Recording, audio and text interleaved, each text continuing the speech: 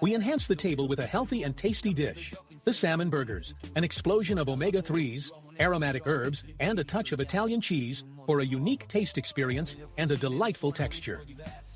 Ingredients: 500 grams of fresh salmon, 1 egg, 2 tablespoons of breadcrumbs, 2 tablespoons of grated cheese such as Parmesan or Pecorino, a small finely chopped onion, 2 tablespoons of chopped chives, extra virgin olive oil for cooking. For the preparation, start by removing the skin and any bones from the salmon, and cut it into small cubes or coarsely chop it.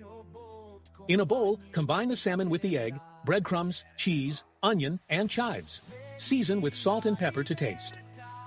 After mixing to obtain a homogeneous mixture, form the burgers with wet hands.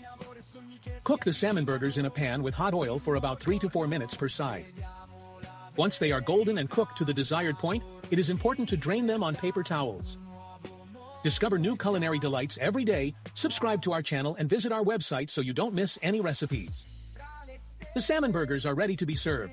Pair them with a vegetable caponata or grilled zucchini for a complete dish with Italian flavor. Enjoy your meal.